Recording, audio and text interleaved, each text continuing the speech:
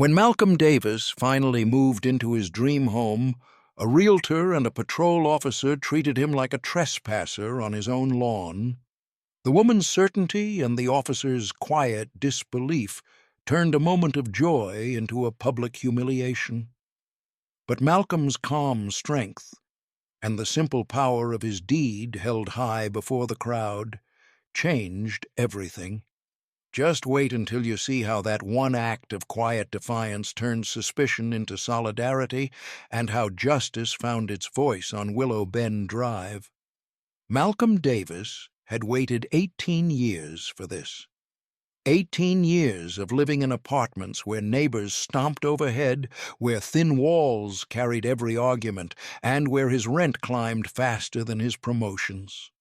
He had worked long nights as an IT systems analyst, taking on extra contracts, saying no to vacations, and quietly building a dream that sometimes felt too far away. But last Friday, the dream had come true. His name was printed on the deed, his name, and that paper meant more than just ownership. It meant he had made it. That Saturday morning, sunlight spread over his new street like a blessing. The neighborhood, tucked into a quiet corner of suburban Atlanta, was still waking up, dogs barking, sprinklers whispering across fresh lawns. Malcolm stepped out of his front door with a mug of coffee in hand, wearing his old Howard University sweatshirt and a grin that wouldn't quit.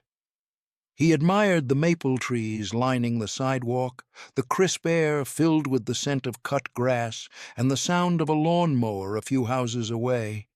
He thought, "This is what peace feels like." Then the white SUV turned the corner. It slowed as it approached his driveway, stopping just short of the curb. The woman who stepped out looked like she had somewhere else to be. Neat blazer, dark glasses, a folder tucked under her arm. She clicked across the pavement in heels that sounded too sharp for the calm of the morning. "Excuse me," she called out, her voice quick and edged. "Can I ask what you're doing here?" Malcolm turned, confused but polite. "I live here," he said, lifting his coffee slightly in a half-wave. She hesitated, her brows knitted together, her eyes scanning him, the sweatshirt, the mug, the open garage with a few boxes still stacked inside. "This property is listed," she replied. "I have an open house scheduled this afternoon, so unless you're a contractor—" Malcolm blinked. "No, ma'am. I closed on this house last Friday." He lifted his keyring and shook it gently, offering a small, patient smile. But she didn't smile back. Her mouth pressed into a tight line, the kind that carried quiet disbelief. "That can't be right," she said, stepping a little closer. "I've been managing this listing for months. There must be some mistake." "There's no mistake," Malcolm said. "You can call the county office if you want." Everything went through. Instead, she took out her phone. Her tone shifted, brisk, almost dismissive, as she spoke to someone on the other end. Malcolm couldn't make out the words, but he recognized the rhythm of accusation, the clipped authority that came from someone certain they were in the right. Within minutes, a security patrol car rolled up. The low hum of its engine broke the stillness of the morning. Its lights flashed softly, painting red and blue over the front of his new home. Malcolm's heart sank. He looked around, and that's when he saw it. Curtains shifting. A front door across the street cracked open. A teenager holding up a phone. The neighborhood was watching.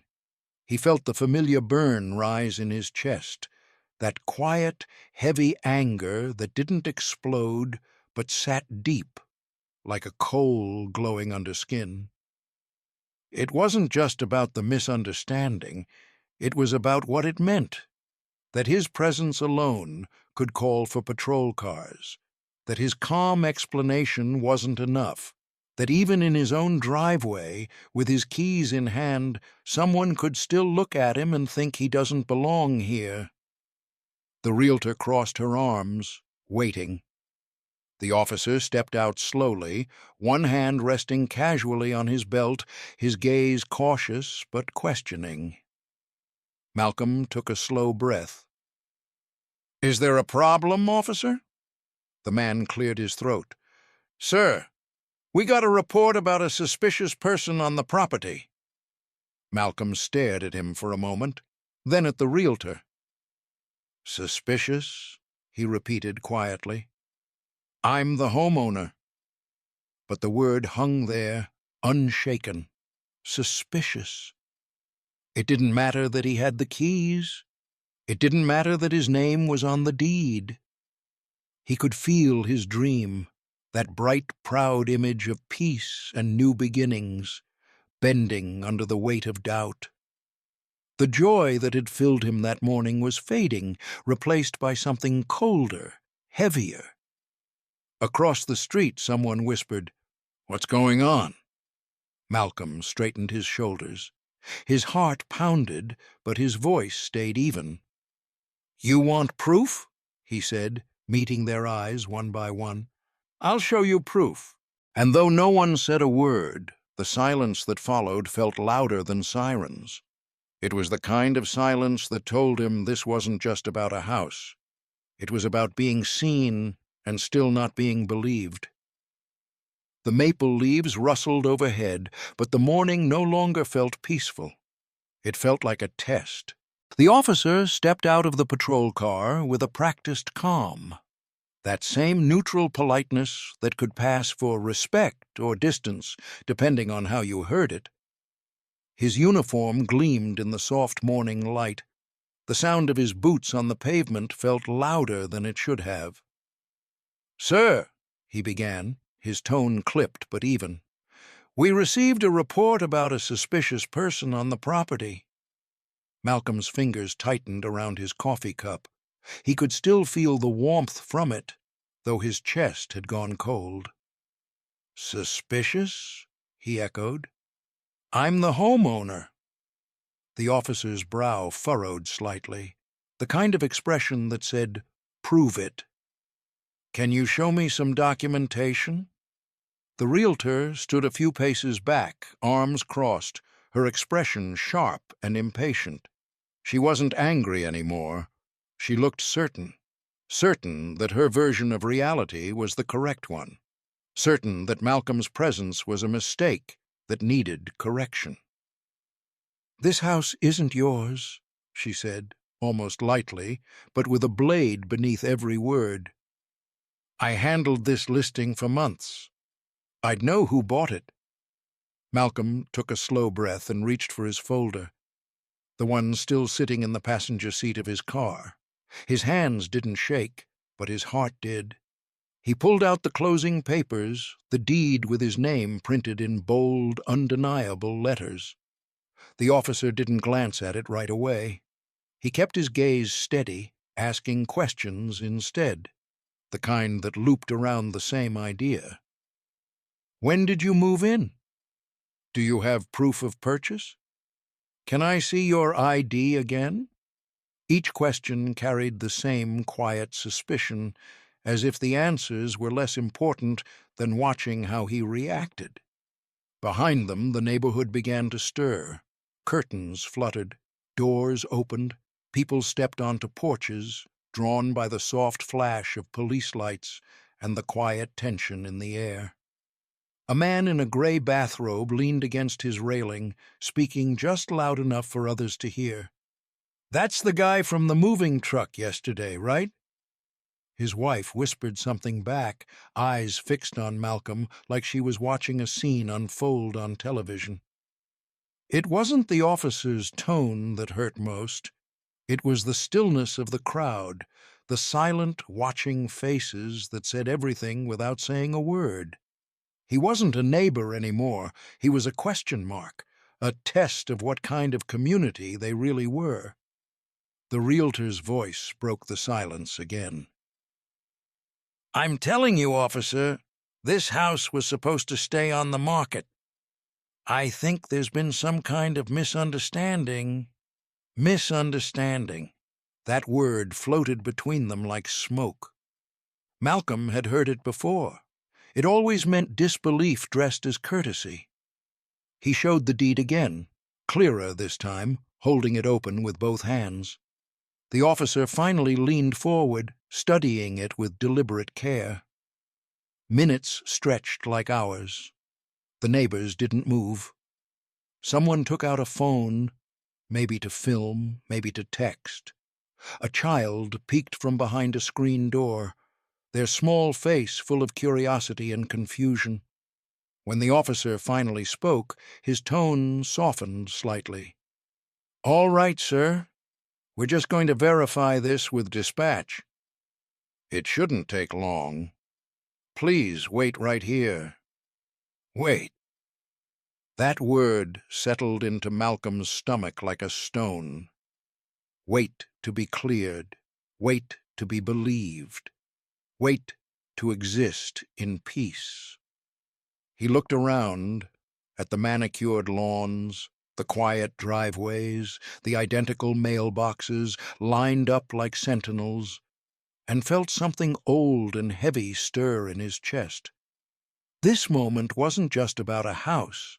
It was about every door that had ever been questioned before it opened, every space he'd had to prove he belonged in, every doubt that trailed him like a shadow.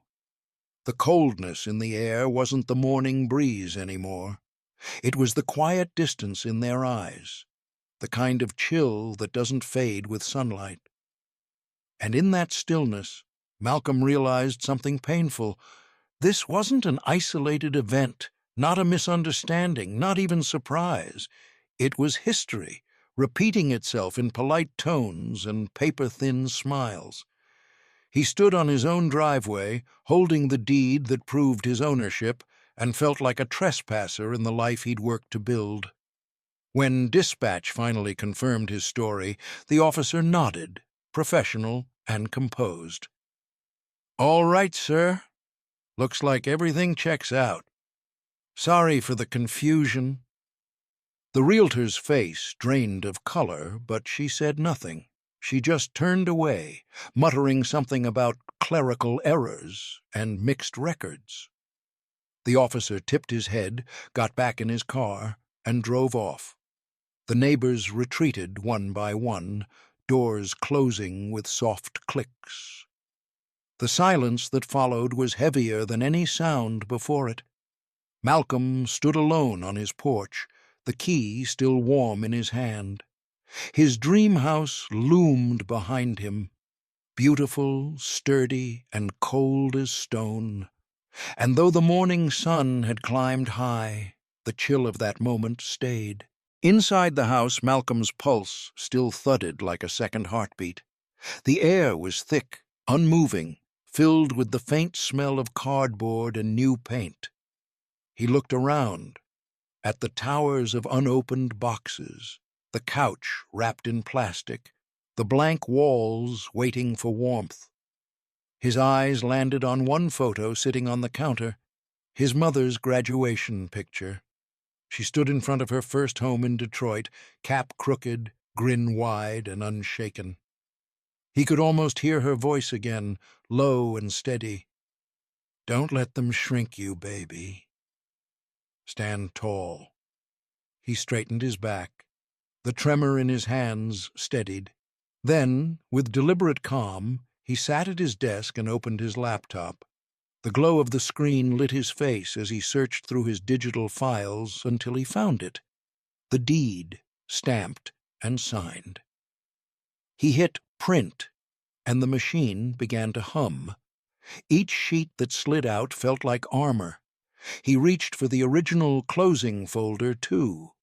The thick one, filled with receipts, contracts, every signature that tied him to this dream. He tucked it under his arm, took one long breath, and turned toward the door. Outside, the murmurs still lingered. The officer stood near his car, talking in low tones to the realtor, who gestured sharply in Malcolm's direction. Her voice carried, brisk, clipped, still arguing her version of the truth.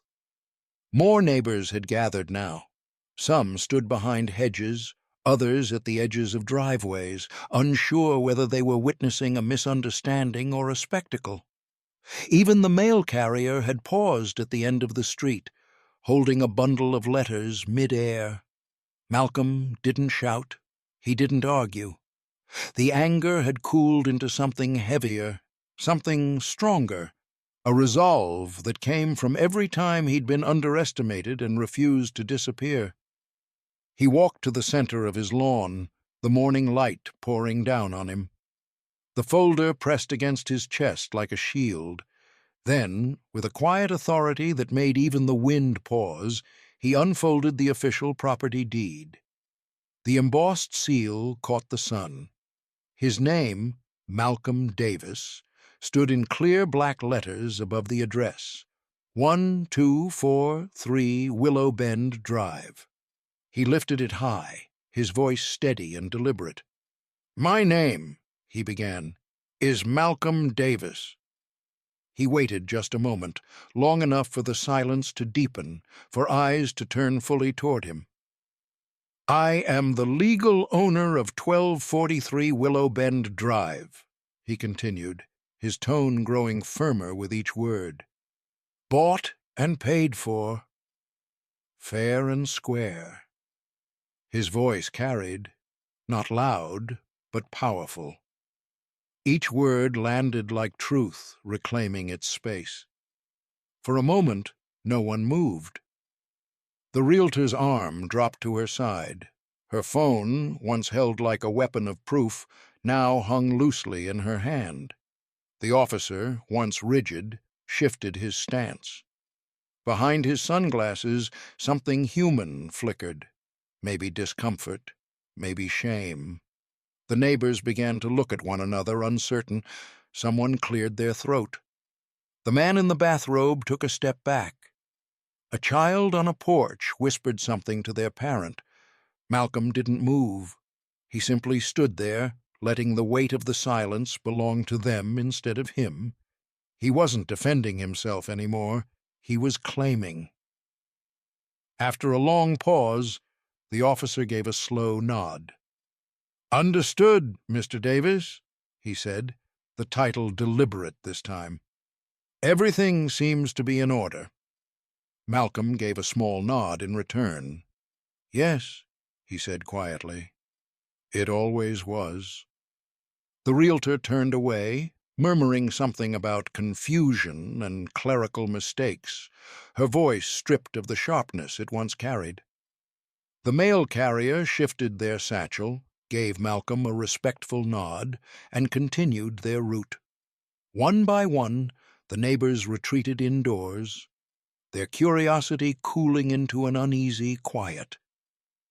And then, at last, it was still. Malcolm lowered the folder, his hand brushing the seal once more.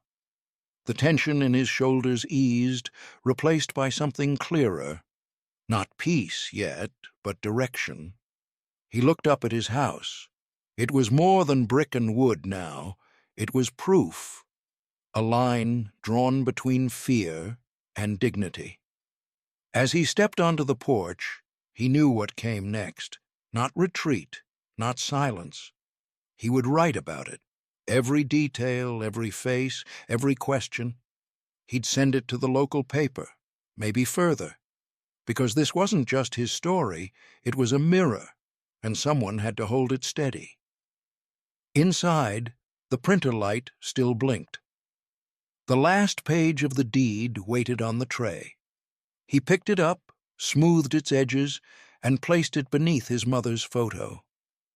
Her smile seemed to glow brighter in the afternoon sun. And in that moment, Malcolm Davis, son, graduate, homeowner, finally felt something close to peace. Not because the world had changed yet, but because he had chosen not to shrink. The morning after the incident, Malcolm thought the world would simply move on. that the whispers would fade, the memory of flashing lights would dissolve into the rhythm of daily life. But by noon, a knock came at his door. It was the teenager from across the street, Jamal, a quiet kid who usually skated past without much more than a wave. His phone trembled slightly in his hand.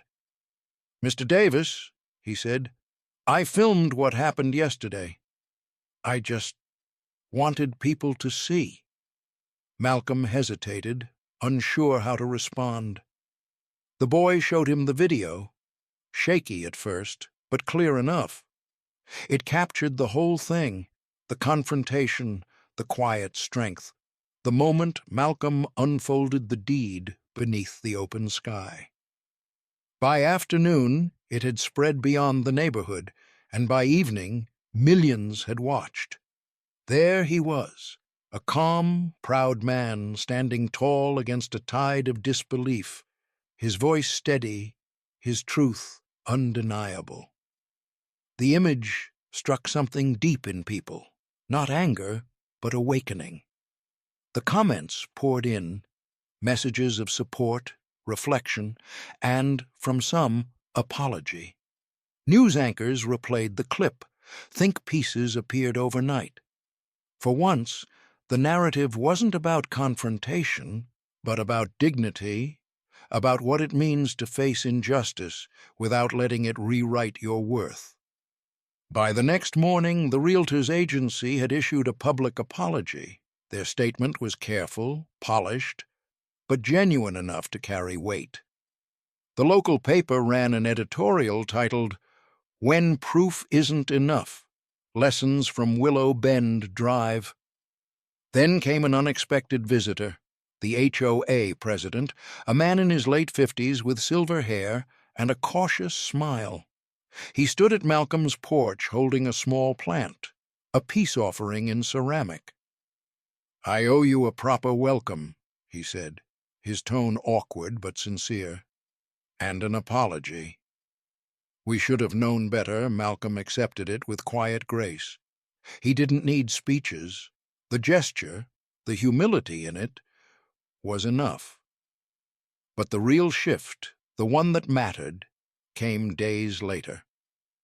On a calm Sunday morning, as sunlight filtered through the maples, Malcolm heard footsteps again. This time it wasn't law enforcement or a stranger's car. It was his neighbors, the very same faces that had once watched from behind their curtains. They came bearing coffee, muffins, and folding chairs. No agenda, no rehearsed lines, just a shared understanding that silence had its cost, and they wanted to do better. They sat together on the porch, the one he had almost been told he didn't belong on, and talked. At first, the words came cautiously, like stones skipping across still water. But soon they began to flow. They spoke of the video, of the discomfort they felt watching it, of the realization that being not racist wasn't the same as standing against prejudice. Malcolm listened, contributed, and occasionally smiled. The porch, once the scene of humiliation, had become a classroom, a meeting place, a beginning.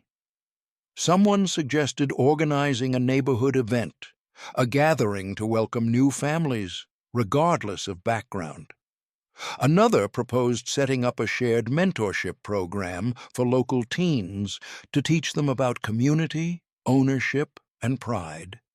And there, in that circle of folding chairs and open hearts, something began to shift, not just for them, but for what the street could become.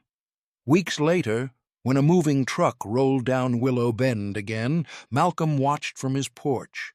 A young black couple stepped out, tired but glowing with excitement, just as he had been that first day. Before they could even look around, Malcolm was already walking toward them, a small smile on his face and a set of spare house keys in his palm. "Welcome to the neighborhood," he said warmly. "If you ever need anything, we're right here." The couple smiled, surprised by the gesture. One of them noticed the engraved tag on the keys, Willow Bend Block Circle. Malcolm laughed softly. "Community project," he explained. "We started meeting after things changed." They thanked him, and as they looked around, several neighbors waved from their porches.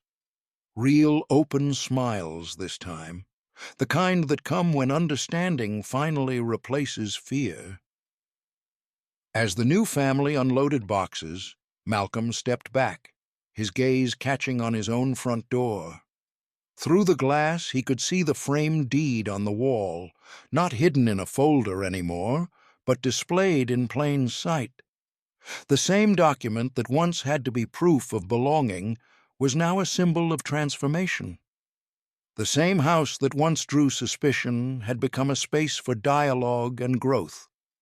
And the same hand that once held the deed high now offered keys to connection, to empathy, to shared humanity. In that moment, beneath the bright Georgia sun, Malcolm Davis understood something his mother had always known. Real triumph isn't just in standing tall for yourself. It's in helping others stand beside you.